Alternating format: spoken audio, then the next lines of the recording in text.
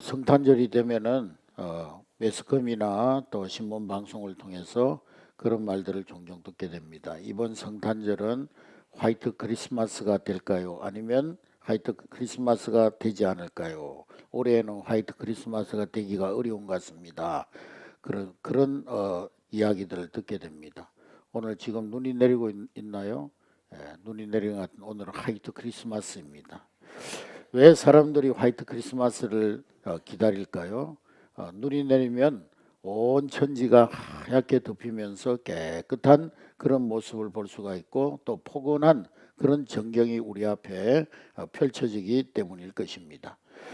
저에게도 잊지 못할 성탄이 있는데 학생 시절에 335 이제 팀을 이루어서 우리 성도들의 가정마다 다니면서 눈이 하얗게 내리는 그 밤에 밤을 새워서 새벽 2시, 3시까지 새벽송을 돌던 그런 아름다운 추억이 있습니다.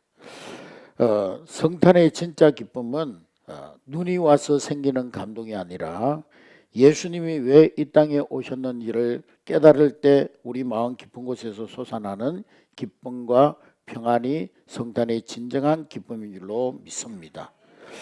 성경을 가만히 보면은 우리 예수님이 처음 이 땅에 오셨을 때에는 화이트 크리스마스가 아니었습니다. 중동 지역에는 1년 가도 눈이 한 번도 내리지 않는 그런 땅입니다. 그럼에도 불구하고 성탄은 매년 화이트 크리스마스입니다. 왜 그럴까요? 그 이유는 예수님이 이 땅에 오신 목적 때문입니다. 예수님이 우리의 죄를 대신 지시고 십자가에서 피 흘려 죽으시기 위해서 오셨습니다. 더러운 죄로 말미암아 얼룩진 우리의 모든 더러운 삶을 눈처럼 희게 하기 위해서 오신 날이 바로 성탄절인 줄로 믿습니다. 이사야 1장 8절 말씀에 보면은 오라 너희가 나와 변론하자. 너희 죄가 주홍 같을지라도 눈과 같이 희어질 것이요 너희들이 죄가 진홍같이 붉을지라도 양털같이 희어지리라 말씀하셨습니다. 할렐루야. 구약의 속죄라는 말은 카파르라는 말인데 이 카파르라는 말은 덮어버린다 그런 의미를 가지고 있습니다. 눈이 내리면 땅 위에 있는 모든 더러운 것들을 다 덮어지는 것처럼 순식간에 온 세상이 하얗게 바뀌어지는 것처럼 예수 그리스도께서 이 땅에 오심으로 우리의 모든 더러운 죄를 덮으시고 우리의 모든 죄를 양털보다도 흰 눈보다도 더 희게 하신 것입니다. 할렐루야. 그래서 성탄절은 항상 예수님의 탄생 말구유와 그리고 십자가를 함께 보아야 하는 것입니다. 예수님의 탄생과 십자가의 죽음은 하나입니다. 십자가 없는 성탄이 있을 수가 없고 성탄이 없는 십자가가 있을 수가 없는 것입니다. 그래서 성탄은 언제나 속죄의 은총이 죄사함의 은혜가 우리 가운데 임하는 영원한 화이트 크리스마스인 줄로 믿습니다. 오늘 본문에 보면은 마리아와 요셉과 정혼을 했는데 정혼을 했을 뿐이지 아직 결혼을 하지 않는 상태였는데 그런데 마리아가 아이를 잉태하게 되어졌습니다. 요셉의 마음이 무너졌을 것입니다. 나하고 어떤 육체적인 관계도 없었는데 내 정혼한 여인이 임신을 하다니 요셉의 마음은 무너졌을 것입니다. 그래서 고민을 하다가 조용히 파혼을 하려고 생각을 했습니다. 그때 하나님께서 천사를 보내셔서 요셉에게 꿈에 나타나 말씀하십니다. 그리고 한 가지 중요한 말씀을 하십니다. 네가 아들을 낳으리니 그 이름을 예수라 하라. 그가 자기 백성을 저희 죄에서 구원할 자이니라. 그런 음성을 하나님이 요셉에게 들려주십니다.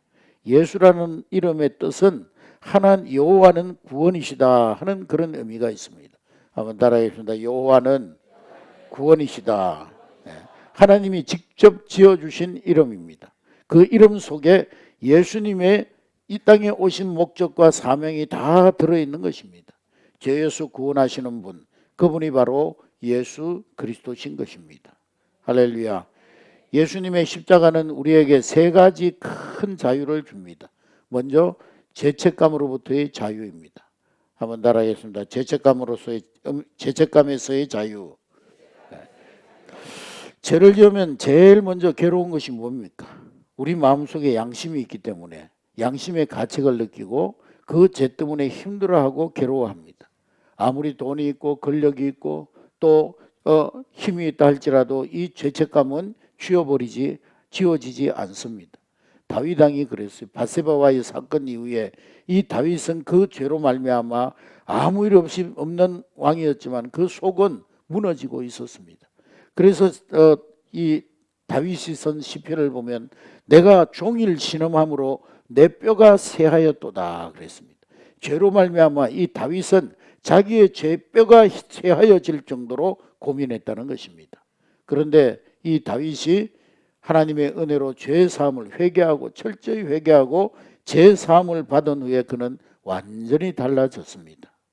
얼마 전에 방송에서 그런 얘기가 나왔는데 어떤 분이 20년 전에 자전거포에서 몰래 자전거를 한 대 훔쳐가지고 도망을 갔는데 그 죄가 20년 동안 자기의 마음을 괴롭히더라는 것입니다. 20년 동안 그것 때문에 얼마나 괴로운지 몰랐다는 것입니다. 그래서 마침내 20년 만에 20만 원 봉투를 가지고 그 자전거포 주인에게 그것을 갖다 주고는 내 죄를 용서해 주세요. 당신의 자전거를 훔쳐간 것을 용서해 주세요. 했더니 그의 마음속에 모든 그 죄로 인한 양심의 가책과 고통이 사라지더라는 것입니다. 여러분, 죄를 고백한 사람만이 죄 사함의 기쁨을 알게 되는 줄로 믿습니다. 그가 얼마나 그동안에 양심의 가책과 고통이 있었을까? 우리가 상상해 볼 수가 있습니다. 그런데 그것을 갚은 후에 얼마나 마음이 시원했겠습니까? 그런 고통에서 벗어난 기쁨은 맛본 사람만 아는 것입니다. 그런데 우리가 아무리 죄를 해결하고 또 죄를 인정하려고 해도 문제가 있는데 우리 인간이 죄값을 아무리 지불하려고 해도 그건 직접 갚는 것이 불가능합니다. 우리 인간이 스스로 죄를 갚으려고 하면 갚아지질 않습니다. 예를 들어서 우리가 한번 죄를 짓고 두 번 선행을 하고 착한 일을 하면 그 죄가 없어지느냐? 그 죄는 그대로 남아 있습니다. 그 죄는 여전히 우리 가운데 있는 것입니다. 결국에 우리의 죄를 해결하는 길은 십자가 위에서 우리의 모든 죄를 짊어지시고 죽으신 후에 타텔레스타이 다 이루었다. 다 이루었다는 말은 내가 죄값을 다 지불했다. 그 예수 그리스도의 십자가의 대속으로만 죄의 문제를 해결할 수가 있는 것입니다. 예수님의 십자가는 우리의 죄를 완전히 제거하십니다. 동이 서에서 먼 것처럼 우리의 죄에서 멀리 옮겨 놓으셨다. 그렇게 말씀하셨습니다. 두 번째로는 예수 그리스도의 탄생으로 말미암아 우리에게 주어진 두 번째 자유는 죄의 지배에서의 자유입니다. 따라하겠습니다. 죄의 지배에서의 자유. 죄는 한번 짓고 나면 그것으로 끝나는 것이 아닙니다. 죄는 지으면 지을수록 사람을 묶어버립니다. 죄는 우리의 인간의 감정과 그리고 우리의 생각을 유혹하며 지배합니다. 일단 한번 죄를 범하게 되면 그 죄가 우리를 계속 유혹으로 끌고 가고 이리저리 끌려다니는 것입니다. 그래서 더욱 깊은 죄악으로 빠져들게 됩니다. 야고보서 1장 15절에 보니까 욕심이 잉태한 적 죄를 낳고 죄가 장성한 적 사망을 낳는다 그랬습니다. 요한복음 8장 34절 말씀에 예수님 말씀하시기를 진실로 진실로 너희에게 이르노니 죄를 짓는 자마다 죄의 종이니라 그렇게 말씀했습니다. 아무리 대단한 장사라도 이 죄의 세력에서 죄의 지배력에서 벗어날 수가 없는 것입니다. 그것을 이기고 벗어날 수 있는 길은 오직 이 인류 가운데 유일하게 죄를 이기신 예수 그리스도의 그 능력 외에는 우리가 죄를 이길 수 있는 능력이 없는 것입니다.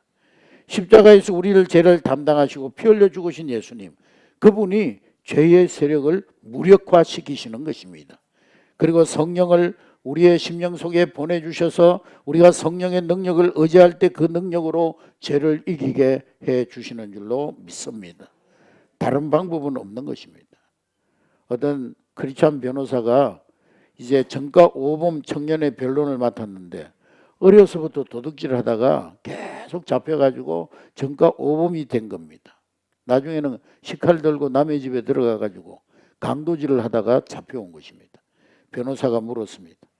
자네는 여러 번 도둑질하고 마침내 강도하다가 이제 잡혀왔는데 당신 잘못하면은 청송 감호소에 가가지고 평생 햇빛 보기가 힘들 텐데 인생을 그렇게 살아도 되는 건가? 그랬더니 그 청년이 고개를 떨구면서 이제 이 집 그만둬야죠. 저도 가족들과 오손도손 살고 싶습니다. 그래서 그 변호사가 어쩌다가 이 지경까지 왔느냐고 물어봤더니만 어릴 때 엄마 지갑에서 몇백 원씩 살짝 훔치는 것을 맛을 들여가지고 그 버릇이 자꾸 커져가지고 지금은 이제 강도가 돼버린 거예요. 우리 속담에 바늘 도둑이 무슨 도둑 돼요? 소도둑 된다는 말이 딱 맞은 거예요. 죄의 지배력에서 인간이 얼마나 무력한가를 확인시켜주는 그러한 이야기입니다. 예수님 말씀하십니다. 죄를 범하는 자마다 죄의 종이니라. 전과 1범이 어렵지. 전과 1범 되고 나면 2범, 3범, 4범 되는 것은 너무나 쉬운 일입니다. 인간은 스스로 죄를 이길 힘이 없는 것입니다.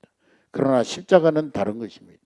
예수님의 보혈은 죄의 세력을 무너뜨리고 그리고 성령께서 우리 안에 임할 때 우리에게 죄를 이길 수 있는 능력을 허락해 주시는 줄로 믿습니다. 그러므로 우리는 오직 십자가의 능력 의지하여 성령의 능력 의지하여 죄를 이기며 날마다 승리의 삶을 살아가는 우리 한대교회 성도들 되시기를 주의 이름으로 축복합니다. 우리가 성령 받고 성령의 능력 안에서 결단하면 얼마든지 가능한 것입니다. 이 성탄절에 죄를 이기는 십자가 보혈의 능력을 구하시고 늘 승리하는 그런 우리 한대교회 성도들 될 수 있기를 주의 이름으로 축복합니다. 마지막으로 성탄이 우리에게 주는 자유는 따라하겠습니다. 죄의 저주에서의 자유. 죄는 영적 바이러스입니다. 인간의 영혼을 좀먹고 우리의 육체를 망가뜨리고 결국에는 우리를 영원한 사망으로 끌고 갑니다. 죄로 인하여 생기는 모든 현상들이 죄의 저주입니다. 그러나 예수님은 십자가 대속으로 우리를 죄의 저주로부터 구원해 주셨습니다. 우리는 거기에서 벗어날 수가 있습니다. 요한복음 5장 24절 말씀에 내가 진실로 진실로 너희에게로 오노니 나를 믿는 자는 나 보내시는 이를 믿는 자는 영생을 얻었고 심판에 이르지 아니하나니 사망에서 생명으로 옮겼느니라 그랬습니다. 할렐루야. 이 말씀대로 우리는 예수 그리스도를 믿음으로 말미암아 우리 사는 동네가 달라진 거예요. 할렐루야. 우리의 삶의 활동 영역이 바뀌어진 것입니다. 슬픔에서 기쁨으로, 절망에서 희망으로, 또 패배에서 승리로, 걱정 근심에서 평안과 확신으로, 지옥에서 천국으로 우리의 삶의 영역이 바뀌어진 줄로 믿습니다. 비유하자면 검은 먹구름이 가득 덮여있던 인생을 살아가던 우리가 이제는 황금빛 태양 아래 살게 된 줄로 믿습니다. 그래서 바울은 담대하게 선포합니다. 그리스도 예수 안에 있는 자에게는 결코 정죄함이 없나니 이는 예수 그리스도 안에 있는 생명의 성령의 법이 우리를 죄와 사망의 법에서 해방하였다고 말씀하셨습니다. 할렐루야. 부디 이 말씀 붙들고 이제는 저주 아래 사는 것이 아니라 하나님의 은혜와 사랑 아래 살아가는 복된 인생이 될 수 있기를 주의 이름으로 축복합니다. 올해 성탄절 이제 눈 내리는 화이트 크리스마스입니다마는 그러나 눈이 오든 눈이 안 오든 예수의 보혈로 우리의 영혼이 눈처럼 휘어졌다면 우리는 언제나 영원한 화이트 크리스마스를 맞이하는 줄로 믿습니다. 우리는 예수 그리스도의 피로 매년 영원한 화이트 크리스마스를 맞이하고 있는 것입니다. 이번 성탄 속죄의 은총을 다시 붙들고 자유와 기쁨, 평안과 승리가 넘치는 참된 성탄을 맞이하시기를 주님의 이름으로 축복합니다.